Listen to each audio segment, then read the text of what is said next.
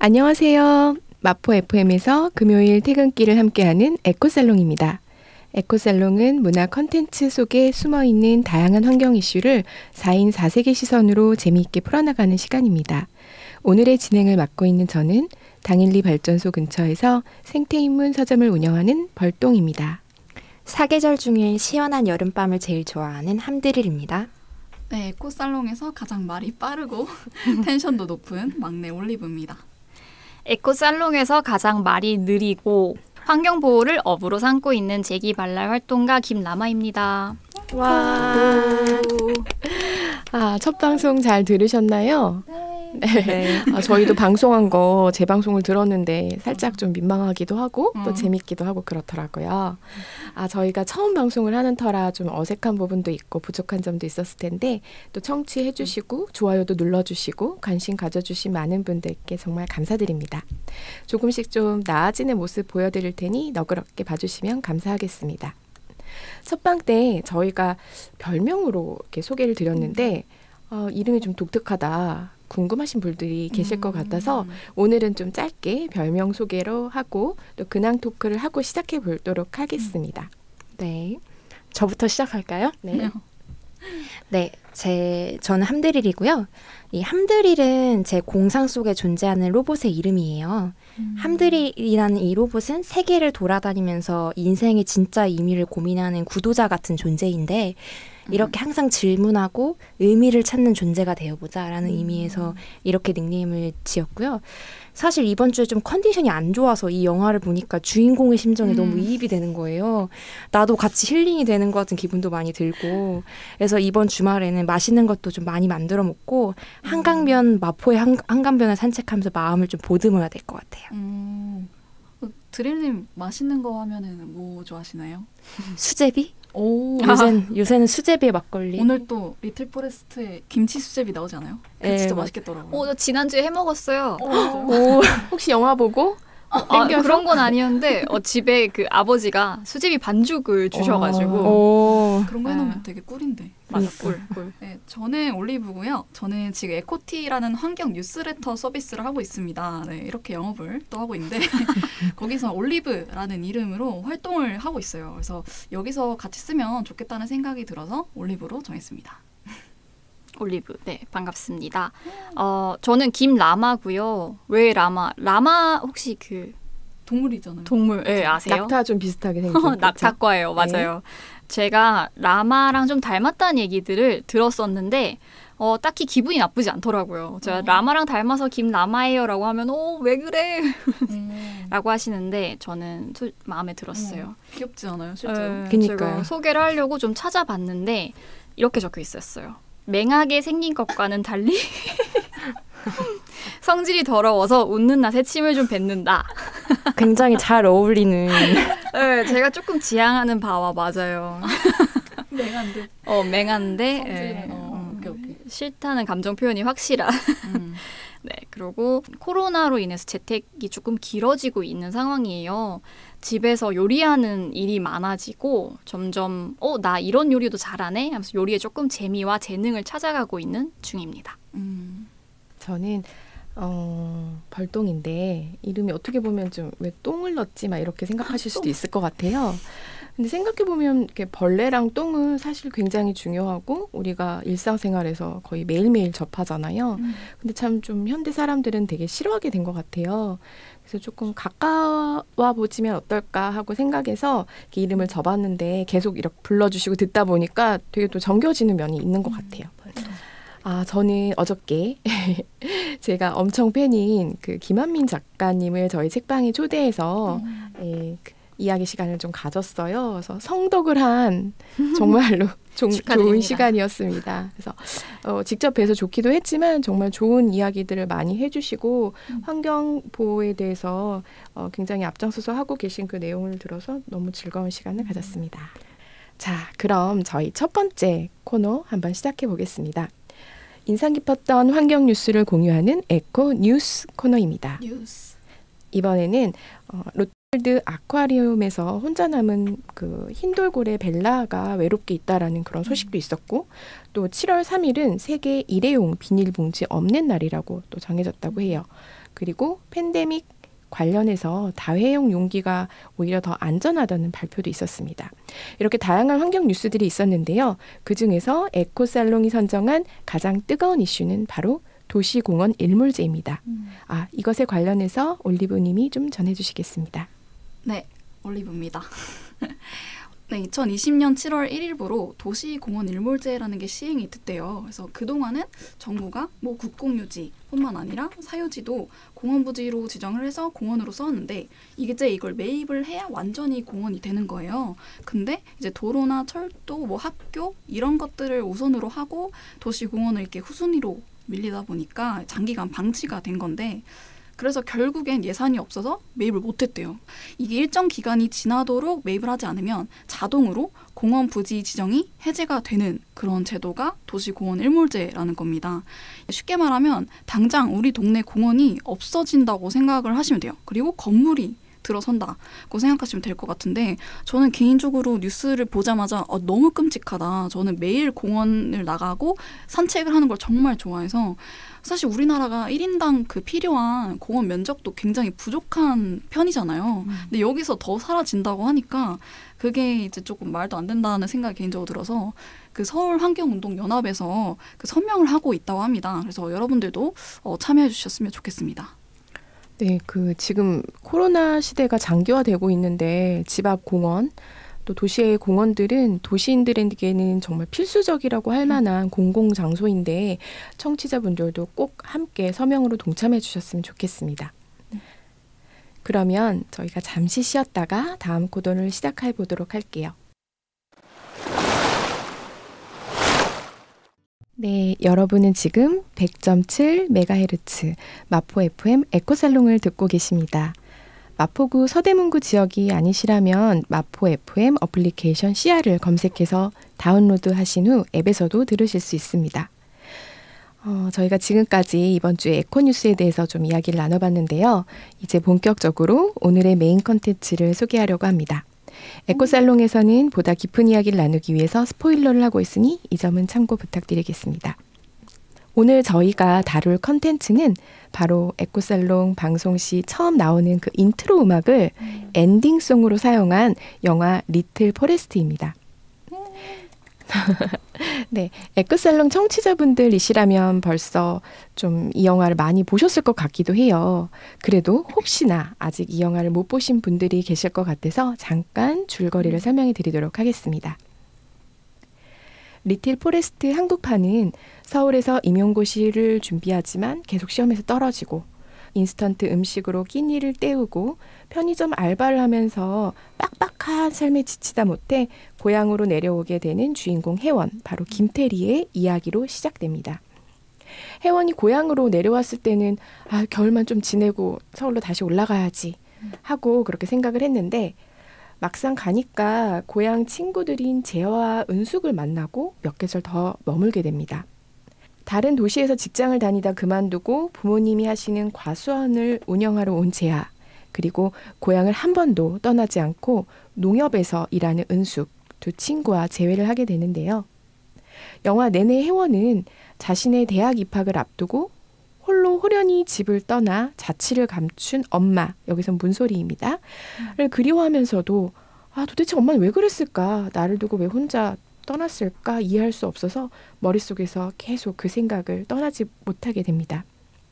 하지만 그 가운데서도 또 혜원은 오랜만에 해오한 친구들과 텃밭 농사도 짓고 상가들에서 나는 작물들로 정성스럽고 맛있게 매 끼니를 만들어 먹습니다. 그리고 그렇게 친구들과 웃고 떠들고 하면서 조금씩 삶의 위안과 여유를 찾고 몇 계절 더 머물게 됩니다. 그러다 점점 마침내 영화에서 나오는 한 장면이 있는데요. 아주 심기한 양파처럼 단단해져 가고 또 엄마도 이해해 간다는 그런 줄거리 내용입니다. 이 영화의 원작은 2004년 만화로 나왔어요. 일본 영화로도 또 만들어져서 2015년에 국내에 개봉된 바가 있죠. 일본 영화가 겨울과 봄, 여름과 가을 두 편으로 나누어서 제작이 됐다면 임순례 감독의 포레스트는 사계절을 한 편에 담았습니다. 사계절을 제철 작물을 최대한 담기 위해 텃밭에 고추, 감자, 토마토 등 또 재배를 했다고 하고요. 또 논의 벽까지 스태프들이 직접 심고 기르며 농사를 짓고 4번의 크랭크인과 크랭크업을 한 정도로 공들여 촬영을 했다고 합니다. 영화가 나온 이후에는 굉장히 유사한 그 예능 프로그램도 나왔고 뭐 무슨 포레스트 이러면서 이름을 붙인 컨텐츠들이 꽤 많이 제작이 됐는데요. 그만큼 많은 사람들에게 공감이 된 영화였던 것 같습니다. 다들 어떻게 보셨는지 좀 궁금한데요. 일단 저는 이 영화를 3번 정도 봤어요. 3번 정도 봤는데 예. 첫 번째는 음식이 되게 눈에 들어왔고 두 번째는 그 친구들이랑 혜원의 그 서사, 성장 스토리 이런 게 눈에 들어왔고 그리고 마지막에는 극 중에서 엄마 역할을 한 그 문소리 역할이 너무 좀 인상 깊더라고요. 보면 볼수록 되게 양파처럼 매력 있는 영화다? 이런 생각이 좀 들었습니다. 관계 측면에서 되게 이 영화를 인상 깊게 봤어요. 특히 엄마와 딸의 관계가 주요한 스토리로 등장하는데 제가 아무래도 딸이다 보니까 저의 옛날 이야기 이런 거를 많이 떠올리면서 봤고 사계절이라는 게 어떻게 보면 관계의 시작과 상실이랑 되게 비슷하다고 생각이 들어요. 어떤 계절이 시작되고 또 가혹한 계절이 찾아오고 또 따뜻한 계절이 오다가 결국에 한 해를 떠나보내는 그런 과정 자체가 관계의 시작과 끝 약간 이런 생각이 많이 들었고 그래서 우리는 관계를 어떻게 마주해야 되는가 이런 거에 대한 시사점도 줄 수 있었던 점인 것 같아요. 저는 이 영화 안에서 콘텐츠 혹은 이 서사, 스토리가 전달하는 내용도 매우 우리가 할 얘기가 많지만 감독님이 이 영화를 어떻게 표현했는지 연출 방식에서 또 많은 것들을 좀 느꼈던 것 같아요. 그래서 저는 계절과 자연을 오감으로 느낄 수 있는 영화 같았다고 생각했는데 소리, 색감, 맛 저희가 먹을 수는 없지만 그 음식들을 보면서 상상할 수 있잖아요. 계절 변화를 소리로 느낄 수 있는 그런 연출이 너무너무 좋더라고요. 색감은 두말 할 것도 없고 감독님 너무 감동입니다. 맞아요. 개그였어요. 네네. 네. 죄송해요. 아직 라마님의 개그 포인트를 이해하기에는 시간이 조금 더 걸릴 것 같습니다. 네. 맞아요. 요즘 영화들이 굉장히 좀 자극적이고 전개가 되게 빠르고 이렇게 몰아붙이는 경우가 많은데 이 영화는 좀 이렇게 보고 있는 것만으로도 마음이 좀 푸근해지고 좀 여유로운 마음으로 볼 수 있어서 되게 좋았던 것 같아요. 그러면 좀 혹시 인상 깊었던 장면이 좀 있나 궁금해요. 푸성기 에피소드를 되게 인상 깊게 봤어요. 네. 저는 사실 한국판보다는 일본판이 더 재밌었거든요. 네네. 약간 일본판은 문학책을 읽는 것 같은 느낌이 조금 더 많이 들었어요. 맞아. 정적이고 굉장히 관계의 서사 하나하나를 디테일하게 다뤄주고 그래서 일본판이 굉장히 좋았는데 이 푸성기 에피소드가 굉장히 엄마와 딸의 관계를 이 에피소드 하나로 되게 압축적으로 보여주는 장면이라고 생각을 했어요. 거기서 딸이 푸성기 볶음이 대충 만든 요리라고 좀 정성을 들인 요리를 먹고 싶다고 엄마한테 불평하는 장면이 나오거든요. 그러고서 엄마가 이제 떠난 뒤에 계속 푸성기 요리를 하는데 아무리 여러 재료와 양념을 사용해서 만들어도 그 맛이 안 나는 거예요. 그래서 어떻게 할까 하다가 푸성기 껍질을 벗겨보니까 알고 보니까 바로 그 맛이 났던 거예요. 그래서 엄마가 이 푸성기 껍질 진짜 하나하나 벗겼었는데 나는 몰랐구나. 진짜 정성이 없었던 건 나였구나. 이걸 깨닫는 장면이 나오거든요. 그 말에서 제가 마음이 또 찡하더라고요.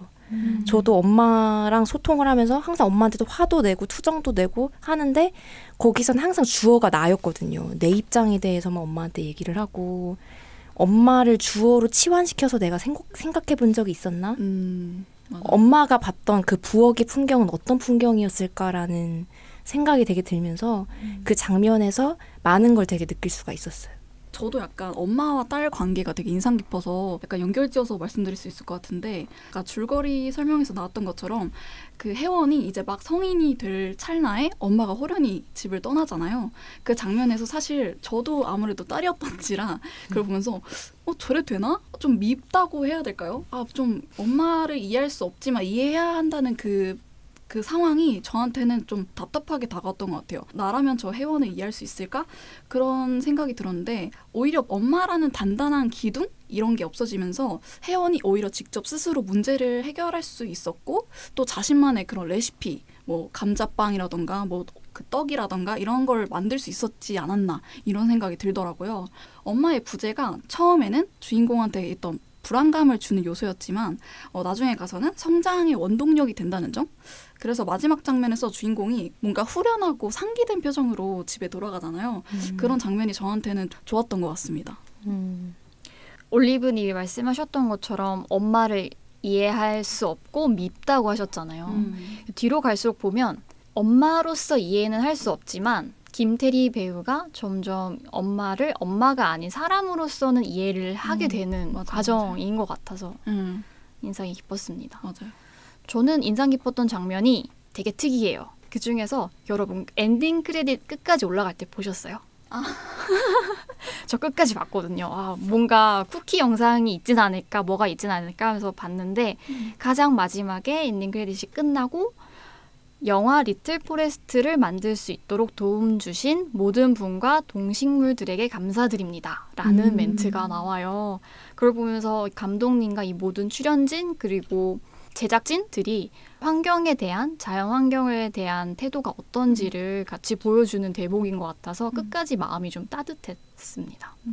그래서 저는 이 식탁이라는 게 그 식탁에 앉은 사람과의 관계뿐만 아니라 그 식탁 위에 올라간 모든 음식들도 어떻게 보면 동식물이 우리에게 에너지를 주기 위해서 그 식탁 위에 놓인 거잖아요. 그것과의 관계라고도 생각이 들어요. 그래서 식탁이야말로 우리 모든 지구에 있는 것들이 함께 소통할 수 있는 그런 자리가 아닐까라는 생각까지 해봤습니다. 네, 다들 너무 재미있게 보신 것 같아요. 저 같은 경우는 조금 인상 깊었던 장면이 뭐가 있었냐면 혜원이 그 빡빡한 생활을 뒤로 하고 고향으로 내려왔을 때 친구 은숙이 있잖아요. 굉장히 개구지고 귀여워요. 조금 얄미우면서도 정감 있는 캐릭터인데 거기서 너 왜 내려왔어 진짜 이러면서 계속 혜원이를 캐묻게 되거든요. 거기서 혜원이 이렇게 얘기해요. 진짜 배가 고파서 내려왔어. 이렇게 얘기하면서 내려오자마자 그 쌀밥 한 공기와 배추를 막 밖에서 뽑아가지고 된장과 한 그릇을 그냥 후루룩 마시듯이 먹어요. 허겁지겁. 그리고 그냥 푹 잠을 자는 모습이 너무 공감이 되면서 밖에 나가서 되게 비싼 음식 먹었을 때보다 집에서 정말 그렇게 깍두기 하나에다가 간단하게 물 말아서 밥 먹고 막 이런 것들이 되게 힐링이 될 때가 있잖아요. 맞아요. 그런 느낌을 받고 좀 되게 좋았던 것 같아요.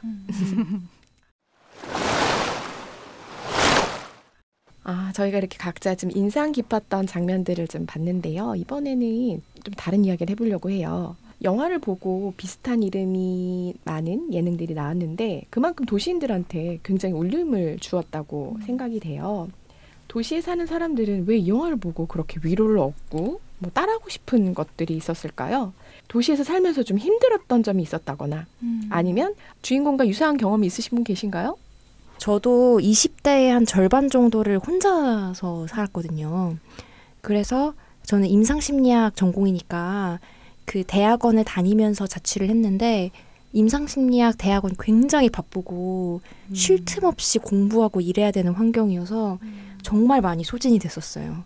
근데 아이러니한 건 이 임상심리학자를 택했던 이유가 사람의 마음을 치유해주기 위해서 선택했는데 정작 내 마음이 여유가 없으니까 다른 사람을 바라볼 여유조차 없는 거예요. 그래서 그때 내 마음의 여유와 그런 평범한 일상이 잘 되어야 누군가와의 관계 맺음이 나오는구나 라는 굉장히 당연한 건데 그거를 몸으로 체험하기 전까지는 그거를 진짜로 느끼기는 어려운 그런 사실에 대해서 제가 많이 느낄 수가 있었어요. 그래서 현대인들의 어떤 각박함이나 예민함 그런 것들도 조금 이해가 가더라고요. 우리의 일상을 상실하게 만드는 이런 사회구조 안타까움도 되게 많이 들었고 우리는 어떻게 살아가야 되는 것인가에 대한 의문이 많이 들었던 것 같습니다. 그래서 박차고 나오셨나요? 네, 박차고 나왔습니다. 탈출. 저는 개인적으로 제가 어렸을 때 시골에 살았었어요. 저는 그렇다 보니까 몇 살까지 살았어요? 계속 청소년기까지 계속 오. 할머니 댁이 거의 집에서 3분 거리였어가지고 항상 왔다 갔다 했어요. 뭐 아침에 일어나가지고 뭐 잠깐 있다가 뭐 주말에는 항상 할머니 집 가고 그런 라이프 스타일이었는데 그렇다 보니까 어느 정도 시골에서도 살고 도시에서도 살아보니까 혜원의 상황이 되게 공감이 되는 거예요. 저 같은 경우는 진짜 예민한 건지 모르겠는데 요새 귀랑 눈이 너무 피곤하더라고요. 밤에도 너무나 반짝이는 것들이 많고 심지어 밤에도 자동차 소리 정말 잘 들리잖아요. 요즘 같은 여름밤에는. 그렇다 보니까 옛날에 그 시골에서 있었던 밤에 귀뚜라미 들리고 그냥 별 보면서 수박 까먹던 그런 시절이 너무 그리워가지고 이 영화 보면서 시절. 얼마나 예전인가.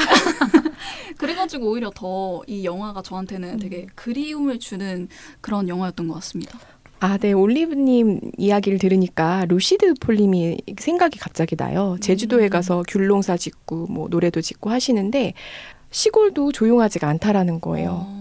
벌레 소리 계속 나고 맞아. 뭐 바람 소리도 때로는 굉장히 크고 뭐 개 짖는 소리, 온갖 소리가 계속 난다는 거예요. 그런데 너무 신기한 거는 그 소리들이 전혀 귀에 거슬리지 않는다는 거예요. 그 루시드 폴이 이제 음악을 하는 사람이니까 굉장히 그 소리에 민감하잖아요. 근데 도시에서 인간이 인위적으로 내는 소리는 다 거슬리는데 자기가 시골에서 새벽부터 밤까지 들리는 소리에 하나도 피곤하지 않다라는 그 이야기가 또 떠오르네요. 그리고 한편으로는 도시의 소리가 거슬리는 게 너무 많은 TMI를 담고 있어서 그런 게 아닐까라는 생각이 드는 거예요. 그러니까 소리의 크기가 아니라 그 네, 정보의 내용물이 문제가 정보. 아닐까. 예를 들어서 그런 광고 같은 걸 보면 항상 소비적인 어떤 가치라던가 사회에서 사람들이 부러워하는 어떤 가치를 되게 선전하는 경우가 많잖아요. 그런 거를 항상 둘러싸여 사니까 나 자신이 편하게 쉴 수 있는 공간이 없는 거죠. 자의식을 내려놓고 편하게 있을 수 있는 공간이.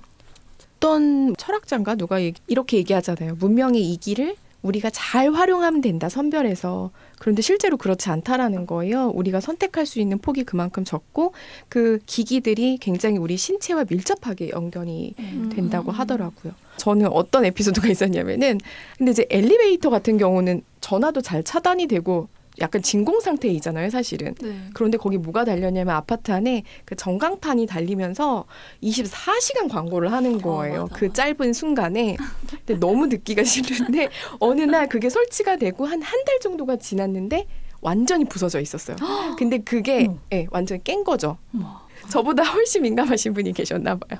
시끄러워 이러면서 그게 내리친 느낌이에요. 그냥 이렇게 금이 간 게 아니라 이렇게 내리친 느낌. 얼마나 화가 나셨길래. 네. 근데 그 광고주들이 또 득달같이 그걸 한 이틀 만에 깨끗하게 또 수리해서 계속 광고를 하더라고요. 무섭. 네. 엘리베이터는 매우 협소하고 단절된 공간이어서 그 공간에서 노출되는 광고는 정말 피할 수가 없는 네. 거잖아요.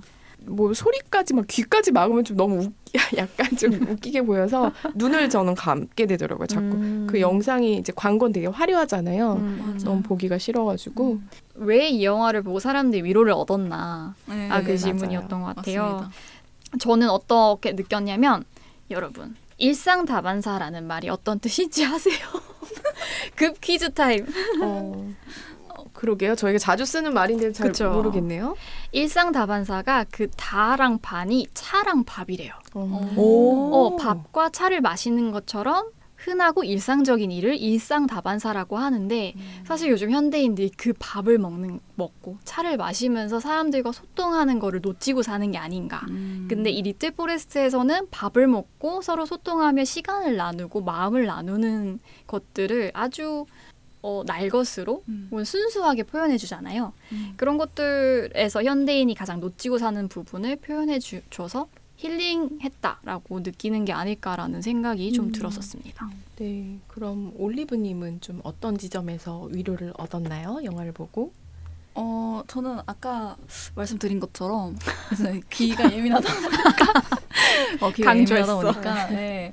그래서 영화를 보면서 오히려 그 어렸을 때 갔던 시골 냄새라던가 아니면 시골만의 소리라던가 이런 것들이 뭐 아까 말씀하신 것처럼 시골이 사실 아예 조용하지 않은 건 아니지만 인간에 맞는 그런 주파수를 가진 소리였다 보니까 저한테는 그런 친숙한 소리들이 들리면서 나도 그런 날이 있었는데 다시 돌아가고 싶다 이런 생각이 들어서 오히려 그 영화가 저한테는 힐링이었던 것 같습니다. 그러면 우리 또 다음 질문 한번 넘어가 볼게요. 우리가 매일매일 이렇게 열심히 치열하게 살면서도 왜 이렇게 도시에서의 삶은 불만족스러운 걸까요? 혹시 뭐 이렇게 귀촌을 쉽게 할 수는 없으니까 도시에 살면서도 잘 살 수 있는 어떤 방법들이 좀 있을까요? 일상 속에서 소소한 행복을 좀 찾으려고 해요. 제가 얼마 전에 저희 집 앞에 있는 화단에 있는 꽃들이랑 풀을 본 적이 있는데 되게 마음이 갑자기 찡하는 거예요. 이렇게 척박한 도시 환경 속에서도 이렇게 아름다운 꽃을 피우다니라는 게 너무 감동이면서 뭔가 내 주변에 있는 사람들 같기도 하고 다들 진짜 치열하고 열심히 살잖아요. 그리고 자기만의 고민이 있지만 그거를 다른 사람한테 쉽게 털어놓지도 못하고 끙끙거리면서 다들 열심히 살아가고 계시는데 그 모습이 되게 이 꽃 같다? 그 치열한 이 도시 속에서 피어나는 꽃? 약간 그런 생각이 들면서 굉장히 많은 위로를 받더라고요. 그래서 뭔가 이런 감정들을 내 주변의 사람들하고 공유를 하면서 함께 힘을 얻어가고 싶다? 이런 생각도 좀 들었습니다. 그렇게 행복을 많이 얻는 것 같아요. 도시에 살더라도 사람과 사람 사이의 관계를 유지하고 먹는 즐거움, 소통하는 즐거움을 지키고 싶어요. 그렇게 제 도시에서의 생활, 제 중심을 잡아나가고 싶습니다. 올리브님은요?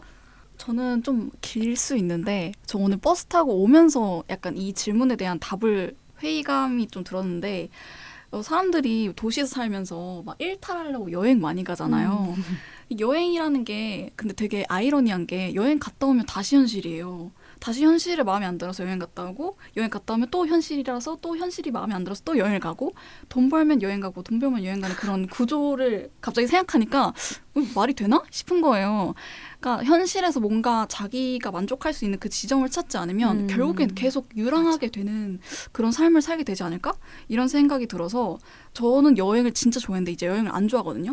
그냥 우리 동네에서 여행을 할 수 있는 것 같아요. 그냥 우리 동네에 내가 몰랐던 거 되게 많고 풀, 식물, 꽃 이런 거 동물들 이런 것만 봐도 충분히 정말 많은 새로움을 얻을 수 있어서 그래서 저는 약간 이런 식으로 소소한 행복을 찾아가고 있습니다. 내가 지금 가지고 있는 문제들을 풀지 않고 그냥 모른 채 한 채 다녀오는 여행은 여행이라기보다는 도피에 가까울 것 같네요. 공감되는 얘기였어요. 맞아요. 저도 비슷하게 도피성 여행을 굉장히 많이 한 사람으로서 경험자. 네. 그 페르난도 페소아라고 굉장히 다른 이름으로 많은 책을 낸 그 포르투갈의 작가가 있는데요. 그 사람의 경우도 그렇고 또 다른 작가분들도 그렇고 자기 도시를 벗어나지 않으면서도 다채롭게 우리가 어디를 방문하거나 새로운 걸 봐야지 또 그게 여행은 아니잖아요. 맞아요. 우리 머릿속에 어떤 상상력이라든지 일상 속에 좀 다양한 것들을 만들어가면서 여행의 개념 자체를 좀 달리 할 수도 있는 것 같아요. 맞아요. 그 여행의 의미를 달리 한다는 말이 저한테 되게 많이 와닿았는데요. 금방 와닿으시네요. 네. 공감이 아주 빠릅니다. 네, 공감요. 분들이 약간 인생 자체가 여행이 아닌가라는 생각이 들더라고요. 여행에서 새로운 걸 발견하고 새로운 사람을 만나고 싶어 하듯이 나의 인생에서 새로운 것을 발견하고 새로운 사람들을 만나고 그런 과정에서 내가 의미를 찾는다면 나라는 인생 자체가 아주 거대한 여행으로 다가오지 않을까라는 생각이 들었어요. 그래서 갑자기 제가 지금 팟캐스트를 하시는 분들도 다 각자의 여행을 하고 계시는 분들을 만난 거잖아요. 어떻게 보면 여행자들을 만난 거죠.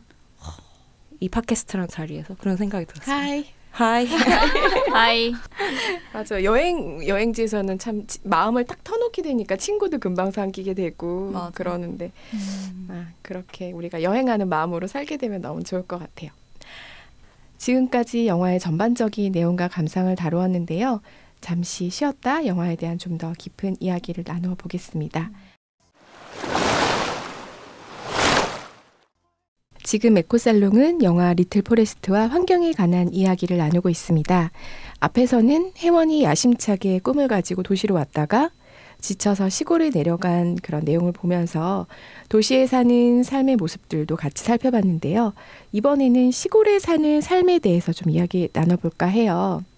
영화를 보면서 자전거를 타고 신나게 숲길을 달리는 회원이 있고 또 대사 중에 제가 좀 되게 좋아했던 대사가 있는데 곶감이 가장 맛있어질 때면 겨울이 깊어졌다는 뜻이다. 이렇게 좀 낭낭한 목소리로 얘기를 하는데 네, 그러면서 영화에서는 계절에 따른 풍경과 뭐 작물의 변화 이런 걸 굉장히 잘 보여주고 있어요. 뭐 여러분들은 어떻게 이런 계절이나 절기 흐름 같은 걸 좀 느끼시는지 좀 궁금하네요. 저는 몸에서부터 먼저 변화가 일어나는 편인 것 같아요. 자신의 몸에 대해 잘 아는 타입. 네. 한마디로 예민한 타입. 그래서 여름에 되게 열기가 가득하잖아요. 근데 몸은 오히려 찬 느낌?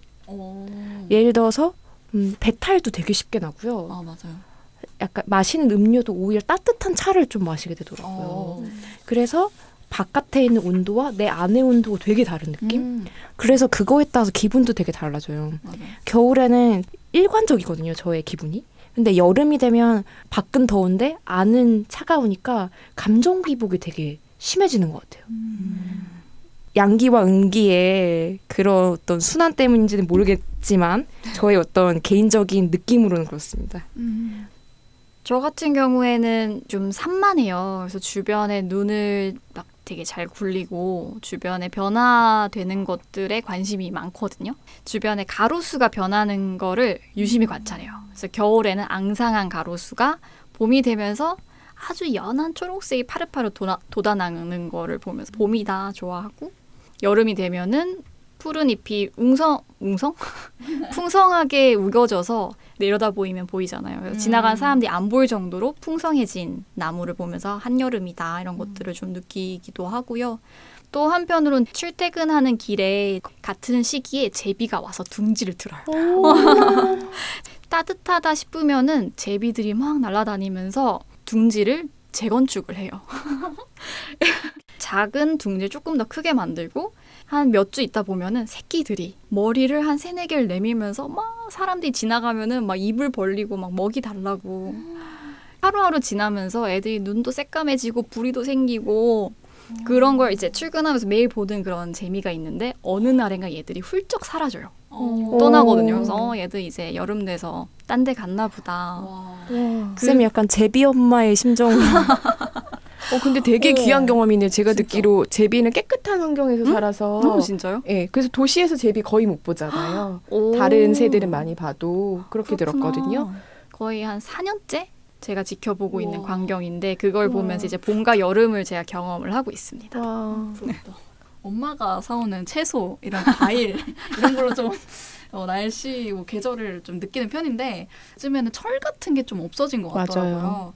지금 뭐 비닐하우스 이런 인공적인 방식으로 모든 채소나 뭐 과일 이런 것들을 언제든 먹을 수 있게 됐잖아요. 비닐도 알고 보니까 시간이 지날수록 효율성이 떨어진대요. 과일 이런 것들이 그 기능성이 떨어져서 자주 갈아준다고 해요. 그래서 이게 폐비닐이 장난 아니게 나오는 거죠. 그걸 알게 되니까 제가 굳이 철 진한 재료들을 이제 먹어야 될까 싶은 생각이 들더라고요. 근데 이제 막상 제철 음식을 먹으려고 해도 시장이나 마트에서 재료들을 살 때 그게 이제 비닐하우스나 뭐 인공적인 방식으로 만든 그 재료들인 건지 아닌지를 모르니까 그게 조금 답답하더라고요. 그래서 엄마한테 물어보니까 요즘에는 제철이라는 게 거의 없는 것 같다 이런 말을 하는 게 저한테는 좀 계절을 떠나서 좀 아쉽지 않았나 이런 생각이 들었습니다. 제가 굉장히 소름 끼치는 경험을 한 적이 있는데 예전에 자취하다가 오렌지를 사서 과일 박스에 넣어두고서 굉장히 오랫동안 까먹고 있었어요. 언제 사왔는지 기억도 안 날 정도로. 그런데 그 오렌지가 생각이 나서 이거 완전 썩었겠구나 하고 열어보니까 탱글탱글한 거예요. 세상에. 그래서 제가 그때 소름이 쫙 돋으면서 오렌지를 먹을 때마다 항상 고민이 든다는 그런 에피소드가 있습니다. 매일 아파트에 작은 숲길이라고 해야 되나요? 산책길이 있어요. 근데 아파트가 이렇게 나무가 좀 굉장히 크거든요. 그래서 거기를 다니면서 재밌는 게 거기 조경을 하신 분이 어떤 분인지 모르겠는데 과실술 되게 많이 심어놨어요. 그래서 살구, 뭐 매실, 오디 이런 거가 많아가지고 그런 것들 보면서 산책하면서 좀 많이 느끼게 되는 것 같아요. 그런데 이렇게 영화에서 보면은 일본판, 한국판 모두 시골 라이프를 좀 너무 아름답고 낭만적으로 그려졌다고 저는 좀 보는데요. 그렇잖아요. 주인공도 되게 예쁘고 장면들도 다 예쁘고. 실제 시골의 삶이 그럴까? 좀 약간 이런 생각이 들더라고요.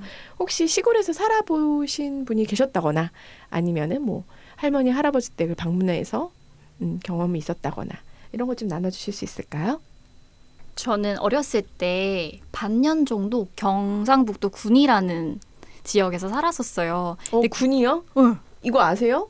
영화 리틀 포레스트 촬영지가 군이에요. 그쵸. 맞아요. 제가 찾아봤는데 너무 아름답더라고요.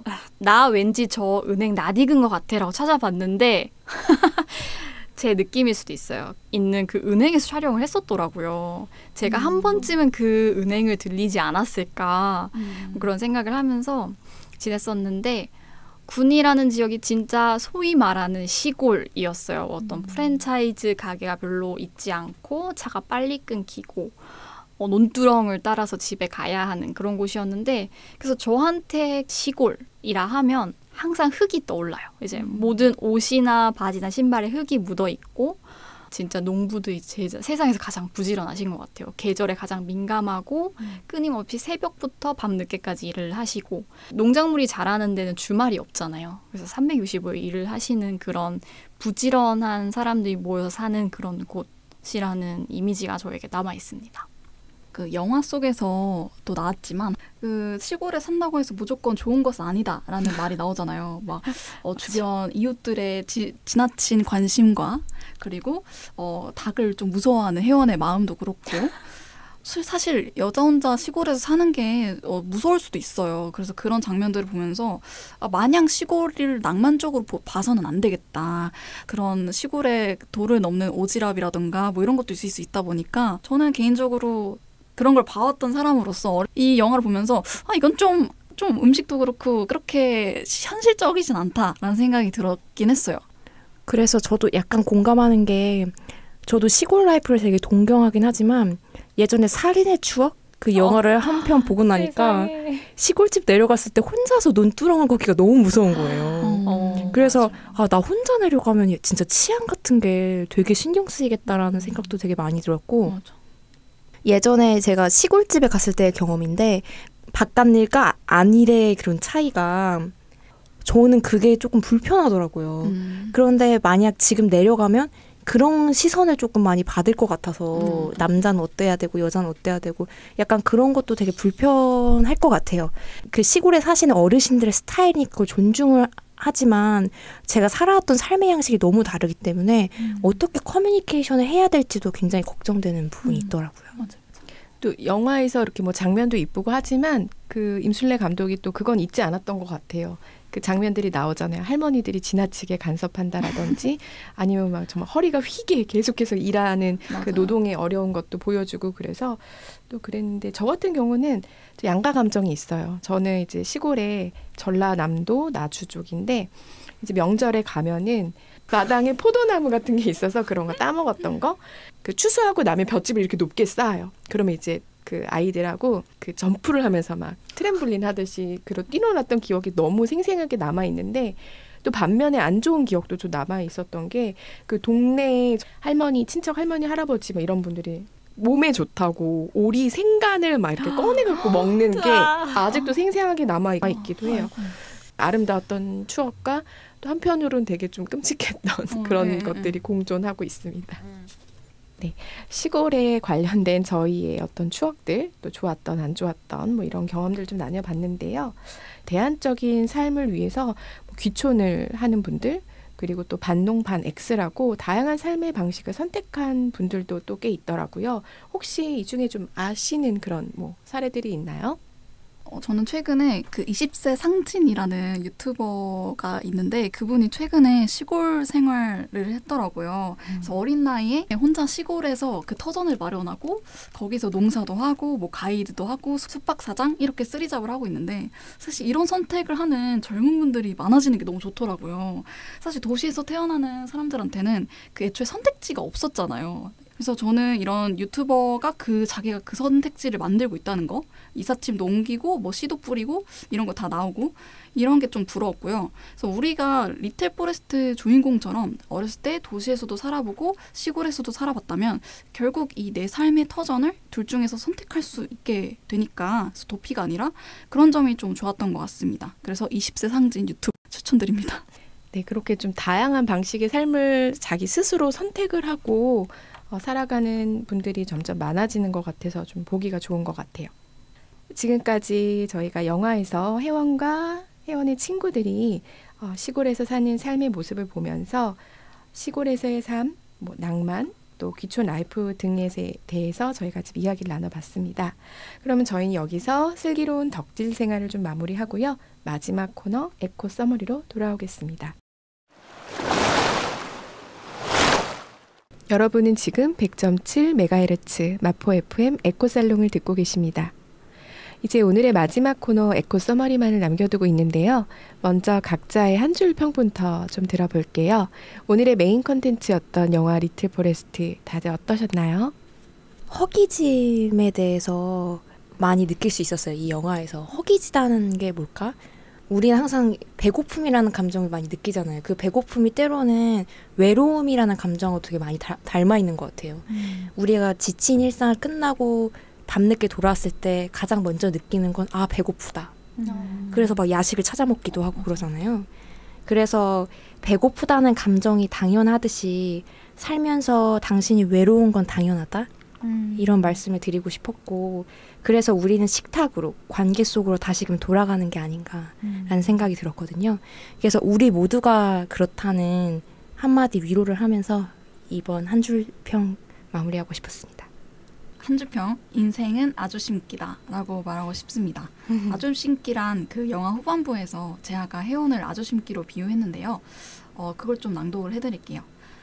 양파는 모종 심기에서 시작된다. 가을에 씨를 뿌려두었다가 발로 잘 밟고 건조와 비를 피해 멍석을 덮어두었다가 싹이 나면 걷는다. 싹이 어느 정도 자랄 때까지 키워서 미리 거름을 준 밭에 옮겨 심는데 이것이 아주 심기다. 더 이상 옮겨 심지 않고 완전하게 심는다는 의미이다. 아주 심기를 하고 난 다음에 뿌리가 자랄 때까지 보살펴주면 겨울 서리밭에 뿌리가 들떠말라 죽을 일이 없어질 뿐더러 겨울을 겪어낸 양파는 봄에 심은 양파보다 몇 배나 달고 단단하다. 네, 몇 배나 더 달고 단단해진 삶을 위해 아주 심기를 꼭 권장드리고 싶은 한 줄 평입니다. 내면의 평화는 시골이냐 도시냐에 따른 물리적인 공간에 따라 달라지는 것이 아니라 내면의 단단함에서 나오는 것이다 라고 한 줄 평 하겠습니다. 네. 지금까지 리틀 포레스트를 보면서 시골과 서울에서의 삶, 그리고 우리들의 삶에 대해서 좀 경험을 공유해 봤는데요. 환경운동을 하는 대다수의 분들은 베란다에서 키우는 반려식물부터 텃밭 농사까지 흙과 가까워지고 싶은 분들이 많으신 것 같아요. 방송을 들으시는 분들의 경험도 저희는 굉장히 궁금하네요.